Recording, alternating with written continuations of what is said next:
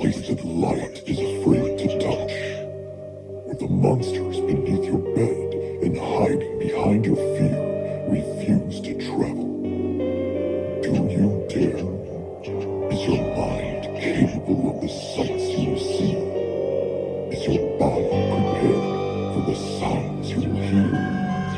Is your spirit up to the challenge of what you soon may feel? If so, have a seat with the seductress of the dark, Sarah Terror, the Sultan of Sadism, Chunky Larry, and the Clown Prince of Fear, Rlee Grind. This is the Ghoul Kids Table. Greetings, fellow insomniacs. It's your friend in fright, Chunky Larry, and welcome to the table. Hello, and welcome to another episode of the Ghoul Kids Table podcast, wherever you listen to podcasts and on YouTube. I, of course, am your host. My name is Chunky Larry, and joining me today is one of the coolest fucking clowns that I've ever met. He is the cause of coulrophobia in several states, and the Clown Prince of Fear to boot. Ladies and gentlemen, Mr. Rlee Grind. How you doing, my man? Honk, honk, mother truckers. We're live right now, so I'm trying to watch that Yeah. language. You're like a little squirrel. You're just like, where the fuck do I look? The shiny objects. Yeah, my ADHD is this is gonna be a test for me. This is a great time to test this out too, because we are short a ghoul. Right. The lovely and vivacious Miss Tragic Rawr is currently on assignment due to things that don't really concern you, so don't fucking ask. But She'll be back. That's good enough. Exactly. This is a one-off. This isn't like she isn't gonna go walk the dog and ask you what your favorite kink is or anything like that. She will be back next week. But in that time, we have got a hell of a fucking movie to talk about. This was so Rlee picked A Wounded Fawn. That was his pick. I did. I picked it as a joke, and we ran with it though. But I'm not disappointed. I'm not. I'm really not mad how it came out. I actually think it's a movie that people should see, because I know there's a particular fan base for that style of storytelling, and so I'm all for it. Like, and if some of our listeners who may pass it by turn out to watch it and really enjoy it, then that's awesome. This was my pick, and this is one of my comfort films. This is one of those movies that I like to watch when I just want to enjoy something and not have to think too heavily about it. And I'm talking, of course, about the 1982 film Slumber Party Massacre. This is directed by Amy Holden Jones. A female high school student, Slumber Party, turns into a bloodbath as a newly escaped psychotic serial unaliver, wielding a power drill, prowls her neighborhood. We did not get a name for that because our good buddy Aaron from the last Roundup Horror Show put it up for us, and he didn't give the name of the Imdablers that gave us that. But it was lovely. It was well written, and I think whoever did it did a good job. If it was Aaron, great job. That's better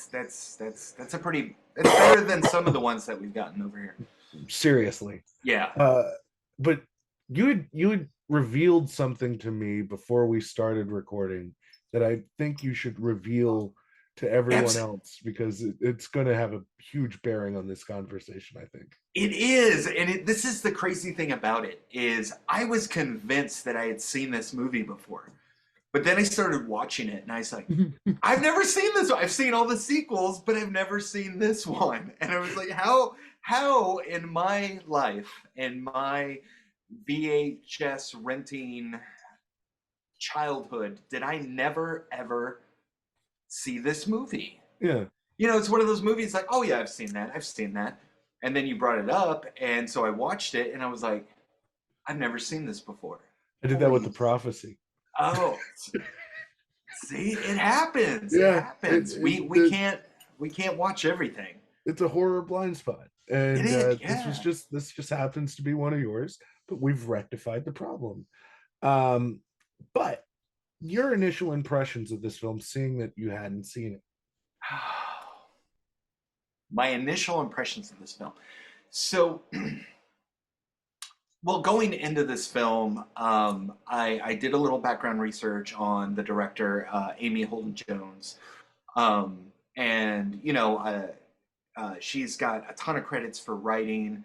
And she's uncredited, but she helped write this movie too. Yeah. And this is her first foray into film as a director. So I went into it with that little bit of knowledge, and I was actually surprised because it feels very much like your slasher films that just ramped up in popularity throughout the 80s and were getting dropped, every couple months.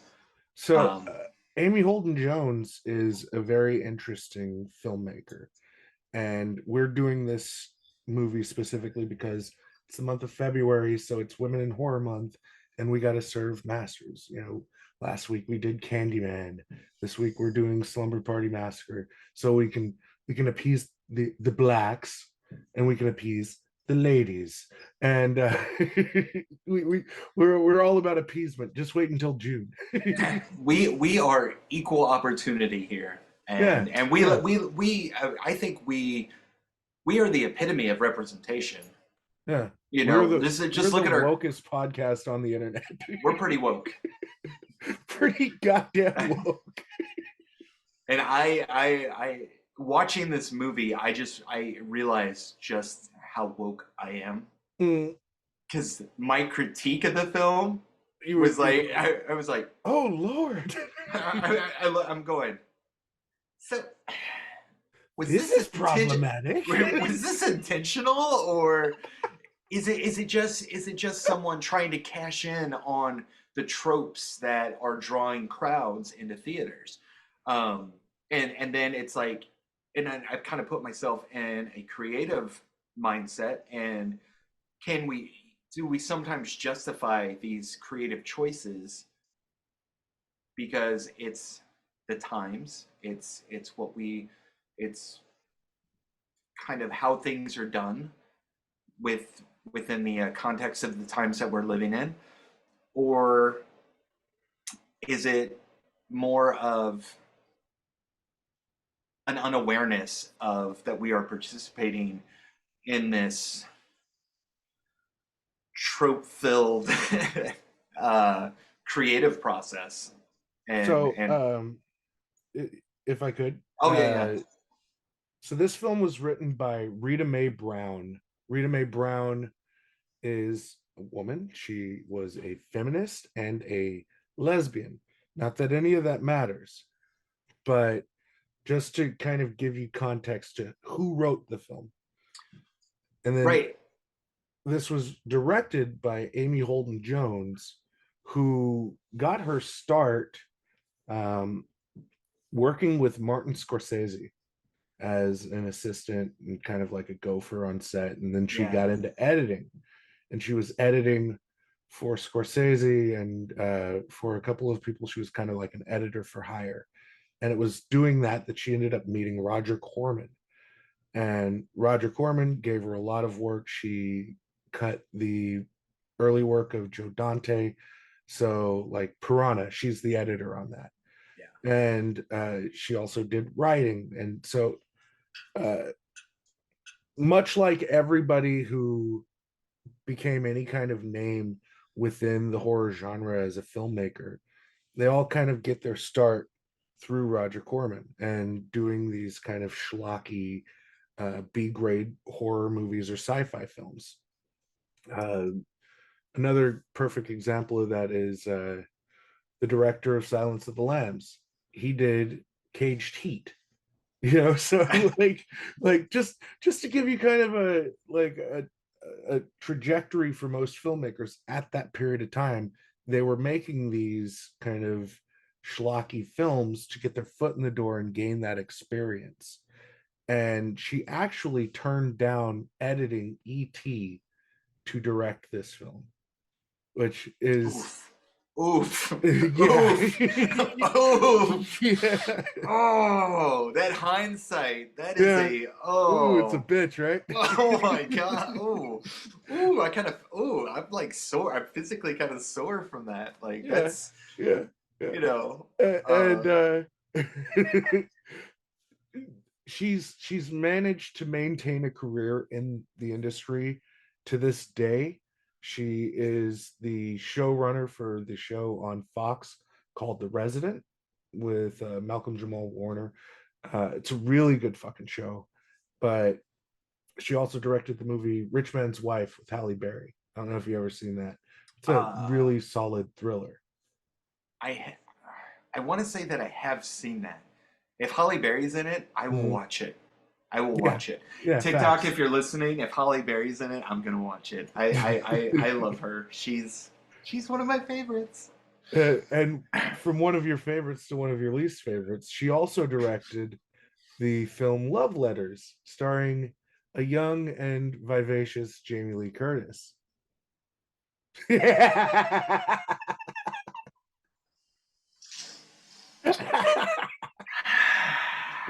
Yeah. Soak that one in. Yes, Monsters Ball. Hashtag JLC is not cool with me. I'm not. Yeah. You down with JLC? Yeah.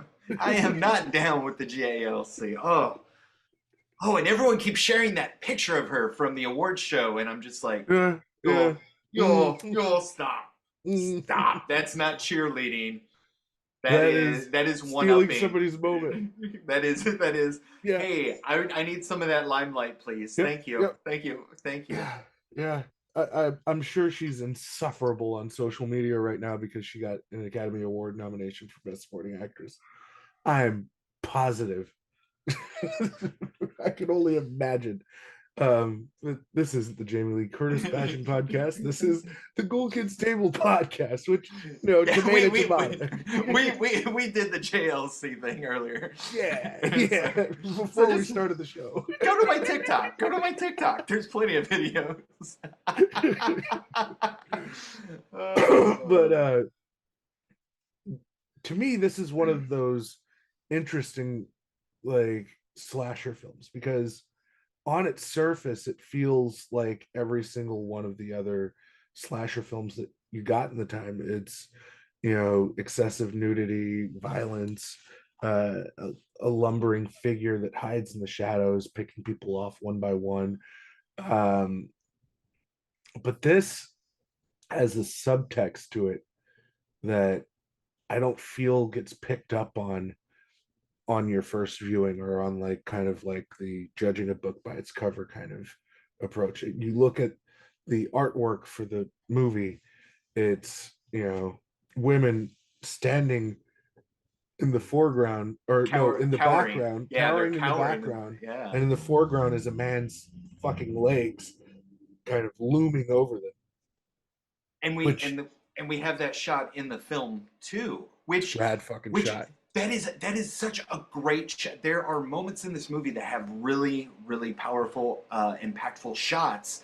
And if you were just to pause it and screen grab that one shot, that's a statement being made.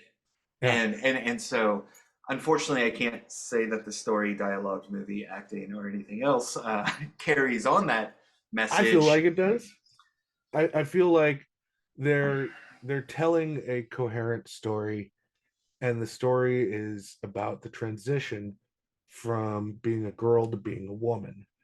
And that, in the beginning of the film, the lead throws away her dolls. She's giving up her childish things to become a woman. And that's the through line throughout the film is these girls trying to understand what it means to be a woman. And unfortunately, part of that is being a target. I mean, like, that's what it is. They're the target of the desires of men who do not see their best will in mind or their best interest in mind. And which is beautifully demonstrated with almost every single male character in this film. yes, Like you have the peeping tom scene, you have yeah, what's it, John Miner, the boyfriend. yeah, Yeah, and then even when even he the neighbor, fucking creeps up on her when even she's yeah, walking. Yeah. but even the neighbor who I think they were trying to hint at something else Hmm. with his acting and just the way he was, his costume design and everything. I think they were trying to hint at something else with that. But even then, because he's got that whole scene with the cleaver and he's hunting snails, Yeah, like which is weird. it's so weird, It's so weird. weird. Like tell me you want to throw a red herring in there without telling me you want to throw a red herring in there. It's yeah, it's so lazy, like such a But lazy. You've already yeah, revealed Russ Thorn already, but then you're just like, oh hey, it could be this guy, and you're like, wait, what? yeah. What just happened? No. But I think again, what they're trying to say is that all men are a threat, Mhm. and I feel like they do that at every turn. Whenever there's an interaction with a man, there's always some kind of forced presence, and it's so understated, and because of the source that's giving you that information, it can be lost. Like if I say something that's that means something, that's me really trying to say something, it's going to get lost because most of my jokes are dick and fart jokes. Like a lot of my dialogue is like talking about peen, and that does not bode well. We better Yeah, just check. making sure I didn't get kicked off. It's like the overlord Skate the watching. line, skate the line. PEEN. E to the double E. Yeah. And And um, so if I say something, it's never taken, at what it at face value. There's right. always, some, dig that I'm trying to put in there. At least There's that's the there there's interpretation. there's a kind of a stereotyped condition that's put on everybody depending on interactions, and Yeah. in the age of social media, like some people view people a certain way, maybe because of their content. I know recently I have surprised some people, and even on the podcast when I happened to mention A, C, you all know the rest. There were Mm. some people that were very shocked by that, and they were like, "You think that way?" And I was like, AB, "Yeah, by the way. yeah." Thank you. You're welcome. Like, like people, they're like, "Oh, I never thought you'd be that kind of person." I'm like, "Surprise!" But Oh, even, shucks. oh no, Whoopsie. cat's out of the bag. Here we go. Cat's out of the bag configuration. Clink, clink, clink. Um, but yeah, but I totally get what you're saying, and that was one of the things I noticed about this movie is I know who's telling the story, Mm, and so I'm caught in this. What are they trying to do with this story? Are they trying to and then we also have to think about when it was released and everything else. yeah. In 1982, is this someone writing the trends and trying to subtly make these statements that would be lost on that generation, or and so that's what made this film so interesting for me to watch. So that's one of the things that I love about exploitation film. And so a lot of the times exploitation film is done under the guise of having a deeper meaning that's being said, but it's got to be kind of weaved in. It can't be on the surface. It's always very subtle. And So that subtlety is what makes it get lost on a lot of people. Like Jack Hill, he did, Coffee, Foxy Brown, Switchblade Sisters, The Big Dollhouse, Big Birdcage, these exploitation films. But each one of them, he used a different Shakespearean story as the underlying theme of what he was doing. So, like, Switchblade Sisters, as an example, is Othello. So that is the way that exploitation films worked. Is you're doing this thing for a studio so they can exploit an audience, but you're also exploiting the studio because you're able to tell your story within the confines of that thing that they want from you. And you're kind of left to your own devices. It's like independent film, or you don't have somebody telling you what you're supposed to say, what you're not supposed to say. And I think apps. and I think that there are a lot of filmmakers that try to do that, but there aren't that many that can actually do it well.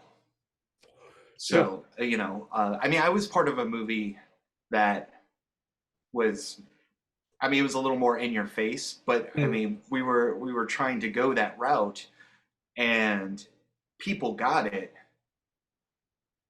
much to the demise of the reception of the film itself. So, some people can do it, some people can't, and this, I believe in my heart of hearts that Amy Holden Brown, Jones, I'm sorry, was able to do that effectively.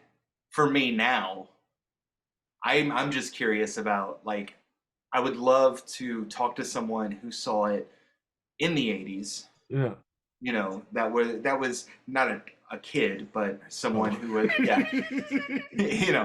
someone that maybe had gone to the theater and seen it, and what they got from it at that time, versus a more knowledgeable, a more, trying to think of the word here, a more,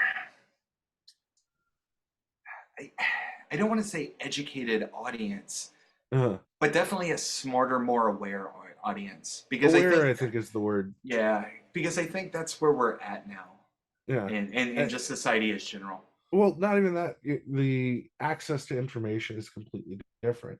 Yeah. So you can find out things about a film that you wouldn't have found out when the film was released. It was all up for interpretation, and a lot of the times it was at the interpretation of film reviewers like Gene Siskel and Roger Ebert, who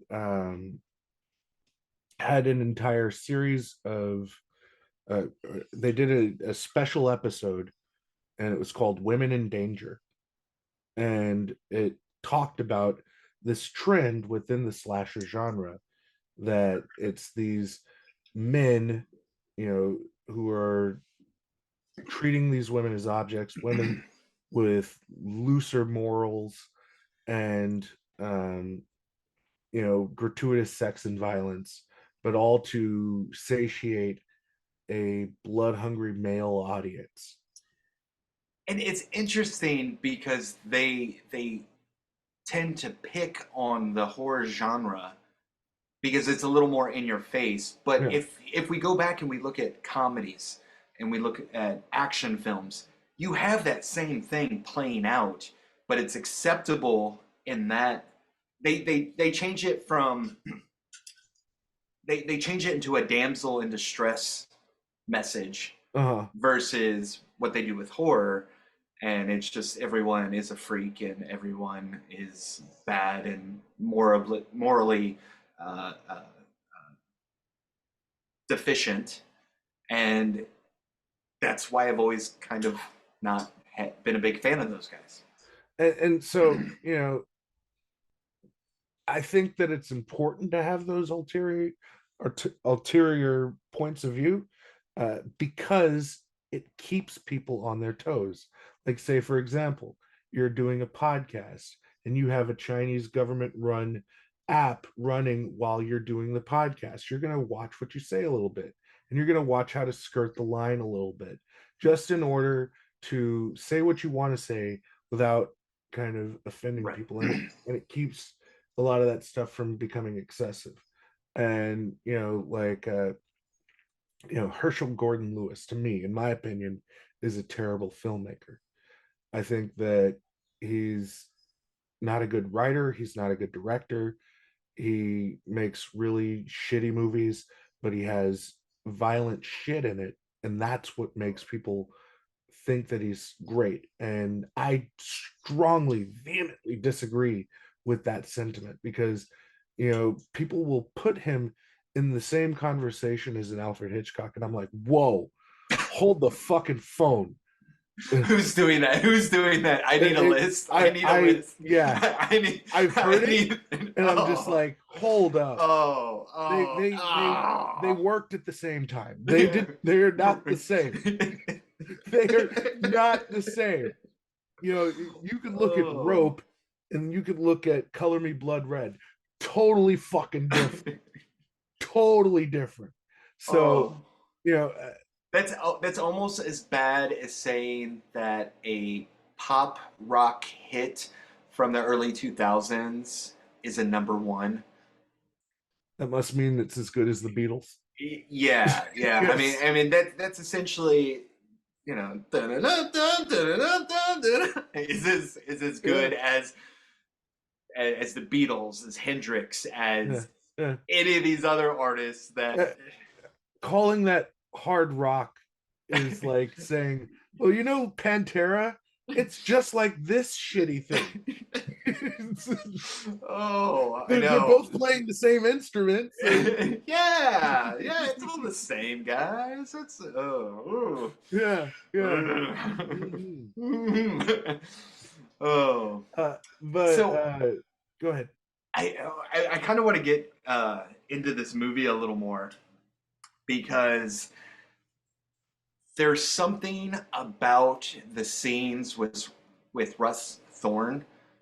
Michael yeah.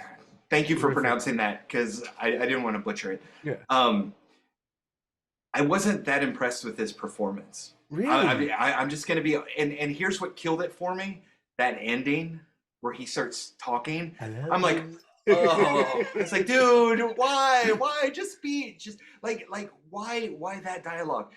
But going back to the actual scenes of violence, they escalate through the movie, and I understand. Trust me, I know this from firsthand experience. When you have a limited budget, you have to kind of do what you do. But the way they escalated that, I thought was actually really good. From that first one with the phone lady to the very end, it's just like, we're going to start at 1 and we're just going to crank it up a little bit notch. And I actually really appreciated that. And that was something that is probably one of the saving graces for what we get to given the Ghoulies. So can I toss something out there? Oh, yeah. An observation that I have. The violence on women is less aggressive than the violence on men. Okay, so you say, and that was another note that I had, was that you had, so there's that reveal with the first victim. There's that reveal. Yeah. And she's in the dumpster, and then she has the dot in her forehead. Yeah. The lobotomy dot, like. Yeah. I don't know if you made that connection, but it's like he's a escaped mental patient, and he literally lobotomizes his first victim, which I thought was wonderful. I really appreciated that. But like you said, the dudes really get it in this one. Yeah. And they show it. Yeah. What was his name? Jeff?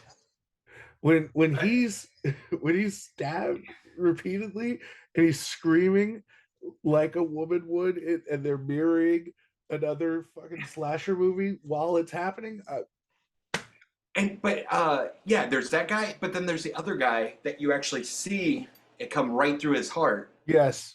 And I was like, you don't see, like, every other one is there's this swipe, and then there's the magic reveal. Yeah. But that one, you actually see it go through. And the neighbor, you Yep. see it, you see the after effects, but Yeah, the but drill again, bit's like sticking out. And the yeah, Pizza so Man. pizza. Let's talk about Pizza Man. Let's talk about Pizza Man.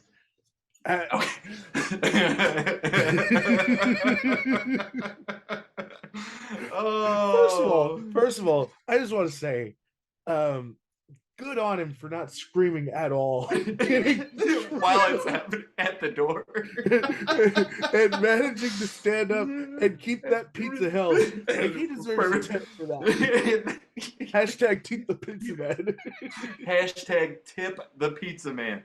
Holy crap. But it's not so much the pizza man, it's what happens after.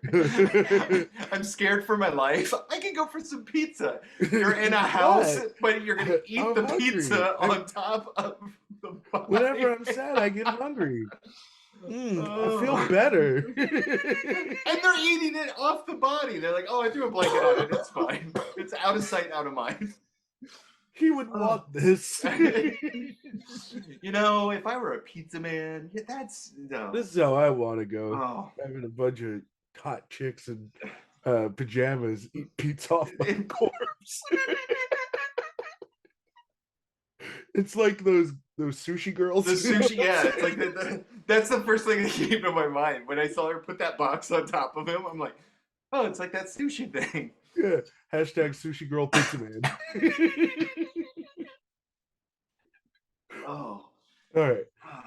But yeah, this is done as a comedy in a couple of different places, and I don't know if it's intentional, but that was definitely intentional. Yeah.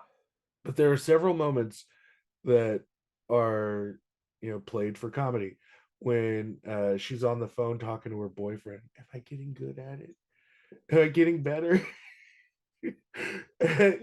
Like, but again, one of my common complaints in horror films all the time, and you've heard me say this before, I know it, is making you care about the characters, so when something bad happens to them, you're invested in what is happening because you're invested in the character. And that's what they're doing without it being kind of obvious. They're establishing these characters with the basketball scene, with the shower scene, with the stuff that they do before everything starts going bad. The unnecessary shower scene. Well, like 7 minutes 52 seconds in. Did you time it? I timed it.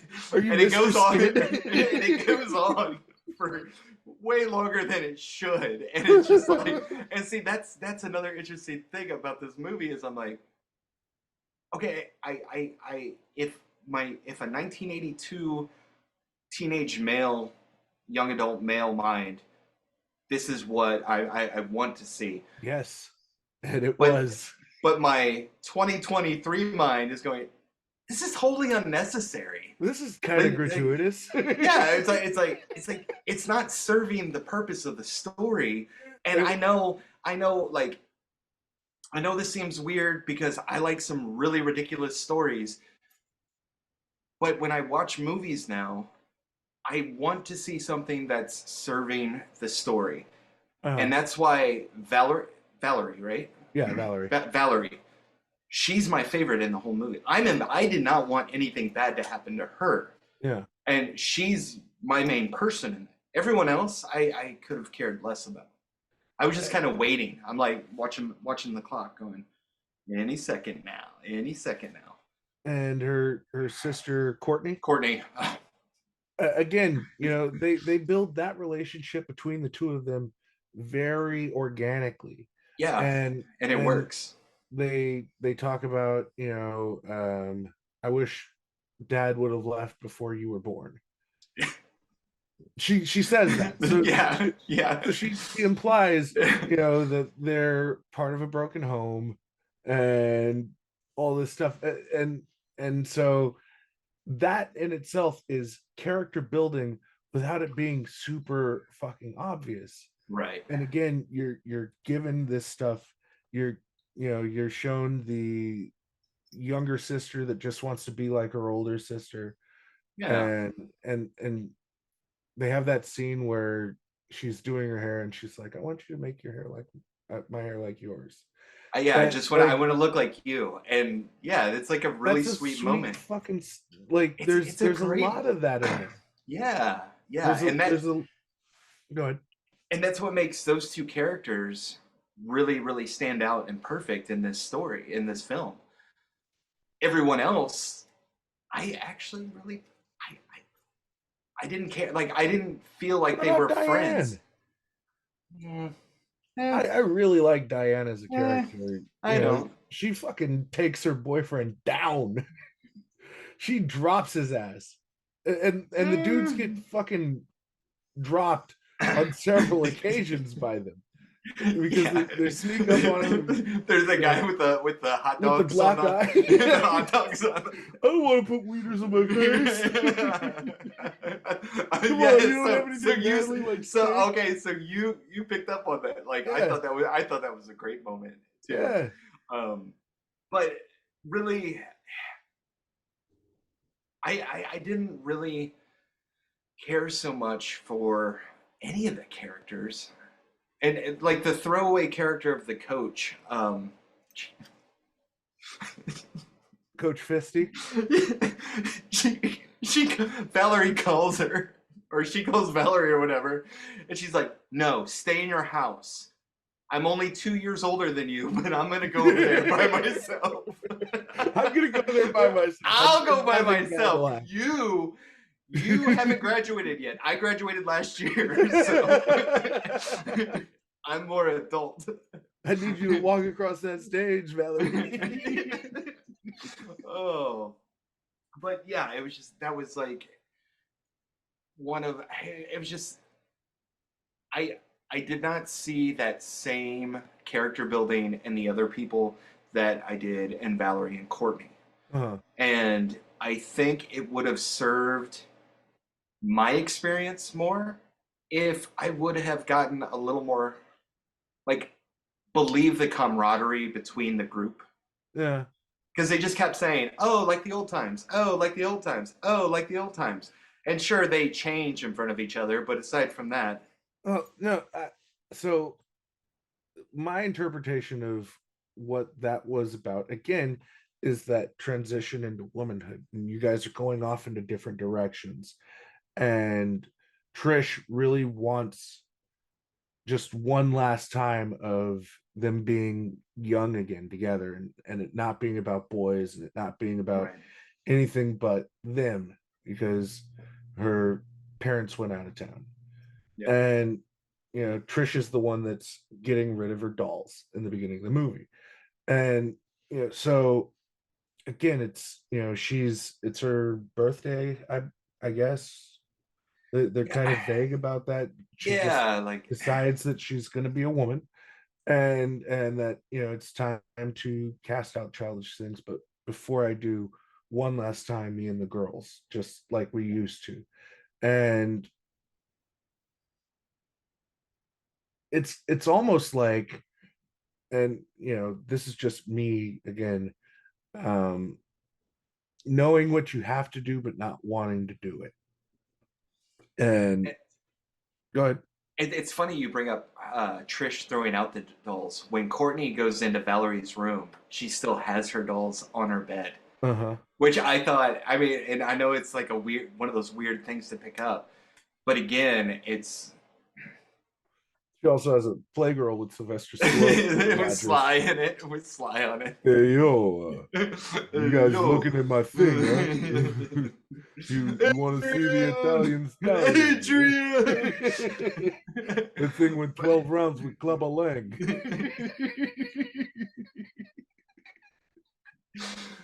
Oh, but it's one of those weird. Well, there's a lot of juxtaposition. Juxtaposition. Thank you. Happening in this film, which I picked up on, and I thought it was very clever. So the boys are sitting outside the window looking in on the girls, and then you cut to a scene of Courtney looking at Sly, And it's like, I was like, okay, that's cool. That is that little those tiny little details. You Like get I a little said, man ass too. oh yeah, you do. They showed that picture. Yeah. Can you imagine being that guy that sent that Hey, in? girls, that's my butthole. He sent that in. He sent that into that magazine. And then he like some random Friday night, he just goes to the theater. He's like, "Yeah, new horror film. Wait, that's me. Hold on, I know that butthole anywhere." That's my dog. That's my dog in my butt." Hashtag familiar butthole. Hashtag I've seen that brown eye somewhere.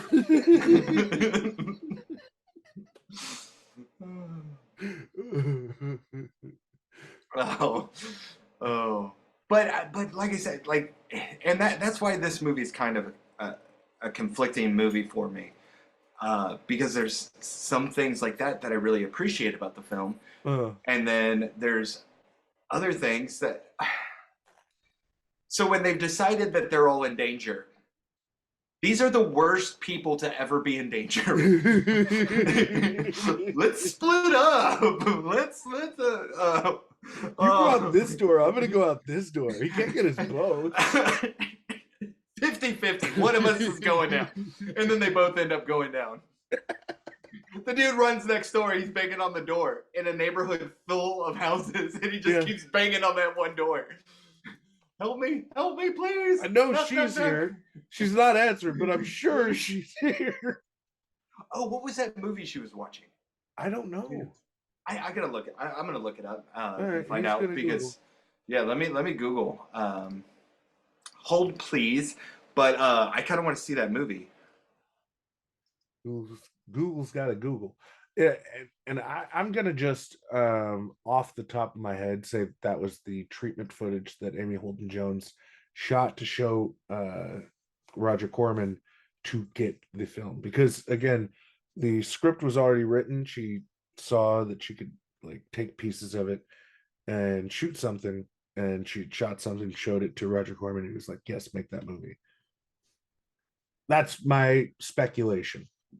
Yeah. Could be. You know what? Google is failing me right now. Yeah, it often does. Yeah, it's not showing me what. Who needs Google when you got Chunky? Right. All right. So while he Googles that, I think now is as good a time as any to get into our Reapers or Ghoulies. Sorry, Yeah. I'm doing multiple things now. Yeah, we're all over the place. Yeah. Trying to serve so many fucking masters. Hey, when you're the puppet master, that's right. You gotta pull them strings. You gotta pull them strings, all those strings. Right. All those strings gotta get pulled somehow. But for me, I'm going in 4.5 Ghoulies for this. I fucking love this movie.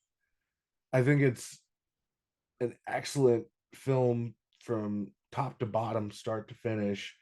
I know you're not super enthused or jazzed by it, and maybe a lot of that is through the rose-colored glasses of nostalgia, but I just think that the stuff that they're doing, if you really look at the contemporaries of the time and the things that they were churning out, this has way more depth and breadth than just about all of their counterparts of slasher films in 82.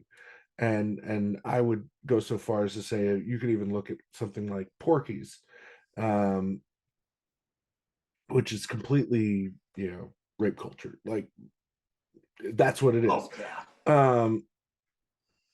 yeah. So this is, there is nudity in it, and I feel like the nudity is kind of done begrudgingly. Just in my opinion, I think that the stuff that they do inside of the film, it feels like they're just doing it to cater to the audience. Like, let's get this out of the way. That's why it's like we're gonna do a shower scene, and then we're gonna have a scene where they change, and that's it. There's a little bit of nudity when they're fooling around in the car, and it's brief, but I feel like it's not, while it lingers, it's not hypersexualized. It's more clinical. Like, when they're taking a shower, yes, you see their bottoms and their breasts, and but it's not like, ooh. Yeah, it's stale in Yeah, comparison, and in comparison to like other movies, especially during that time. yeah. And so, again, I feel like that's done because of who made the film. Like it's them, recognizing that that's an expectation of the genre. And when you make small budget independent horror films, you are expected to do certain things. But I also really like the use of the drill as a phallus, and them at the end of the film breaking the phallus and defeating him. And like, I just think that this is more than the sum of its parts. And for me, it's a 4.5, and it is the top half for the boobs. So yeah, and you brought up that that ending, and it's very on the nose if you are aware of it. You know what I mean? Yeah. It's, to me, you see it as Valerie picks up the Jason Voorhees tribute item. Can't get me, TikTok. Can't get me. And then is able to break this drill bit. Yeah. And it's for some viewers like myself, when we're looking for symbolism, when we're looking for that type of message, it works. It absolutely works. For others, I can get it. There's some dude out there going, well, that drill bit, that's a 24 diamond cut something or other that you get at Orscheln's, and that would never happen. He would also say that, probably. We need to get her input on the. This is fucking bullshit. That would not happen. That would not happen. There's no way that could happen. There's no way that a machete could break a drill bit like that. Bullshit. Even if it was heated up, there's no way that would happen. Yeah, he used it a lot. Yeah, he was just willy-nilly cutting. Just drilled through anything. He drilled through a doorknob. So, but when it comes to Ghoulies, I'm ranking this thing much lower. I am going to give it a 3, just a solid 3.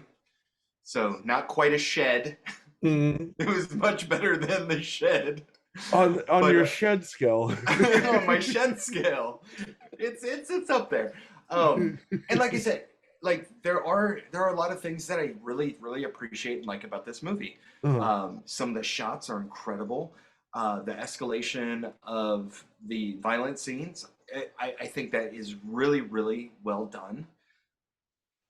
There's characters that I actually enjoy for the most part in this film, but everything else just kind of And I'm gonna say something controversial.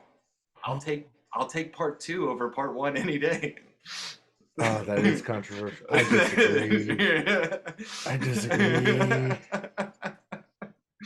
No. Maybe had I seen this movie before, I think, like, had I watched it when I was younger, I think I would have it would have resonated different with me and ranking it.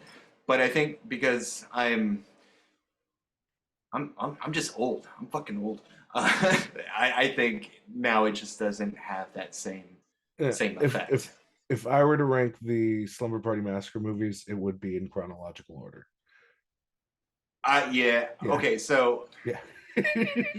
Yeah. Well, I mean, I'd flip 2 and 1, but aside from that, yeah, everything. Yeah. After 2, it just. Uh-huh. Yeah. Oh. Yeah. Oh. Yeah. Diminishing returns. I mean, it got the Hellraiser treatment. It got the Halloween treatment. They said it. recently remade it, apparently. Andrew Horror was telling me about that. So, there is a remake, and I'm actually going to give that a watch this week. I'm kind of curious to see it as well now. Yeah, I want to see it, and and since I have the old, the original, I'm probably going to watch the remake and watch the original back to back, and maybe TikTok, if you're lucky, I'll make a little video. Give that you guys would be cute. Cool. But yeah, so 3 out of 5 for me. That's solid. But we're gonna get out of here, you guys. Before we do, we are going to throw out our plugs where you can find us and all that shit. For the Ghoul Kids Table, you can start by liking us on Facebook, facebook.com/Ghoul Kids Table, following us on Twitter @Ghoul Kids Table, following us on Instagram @GKT Podcast, and on the TikToks @Ghoul_Kids_Table. Rlee, where can they find you? You can find me on TikTok. If you're watching the live, you know where to go. But it's Rlee Grind @Rlee Grind. You can find me on Instagram @Top Shelf Horror. You can also find Top Shelf Horror on TikTok @Top Shelf Horror. And then we have Twitter, which I've been ignoring lately. I'm sorry, but it's Rlee TSH. Did I forget something? I forgot something. Mm-hmm. What did I forget? Do I just help you? Facebook. There it is. Top Shelf's on Facebook. Oh, with all the stuff that's going on, like in really real world, I've been avoiding Facebook. Yeah. Because I'm gonna get mad. Yeah. And I'm probably gonna get the band. Yeah. Yeah. So I've been trying really hard to. Yeah. Avoid that. I hear it. I hear it. And, I've got things to say. It's so fucked up. We were talking about Candyman and the remake and all of that literally a week ago. And it happens. Yeah. Like, and here we are. But you can also follow me on the Tickle Talks @Chunky Creature Features and everywhere else in the world @CreaturePod, or the world of social media. And don't forget to follow our missing ghoul kid, Tragic Rawr. That's you can find her on TikTok @Tragic Rawr, and that's RAWR. There it is. She would be happy that you did that. You remembered without her having to fucking ask you. Yeah, I'm getting better. I am getting better. Because you miss her. I miss you guys all the time. Yeah, so. Same.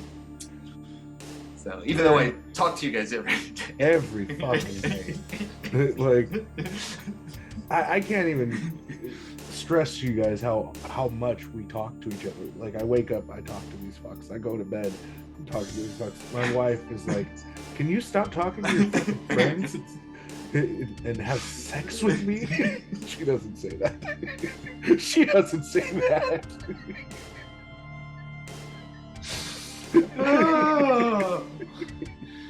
But that is going to do it for us, you guys. I'm very sad now. This has been another episode of the Ghoul Kids Table Podcast, wherever you listen to podcasts and on YouTube. There's always a seat available for you here at the table. Take care, you guys. Bye-bye now.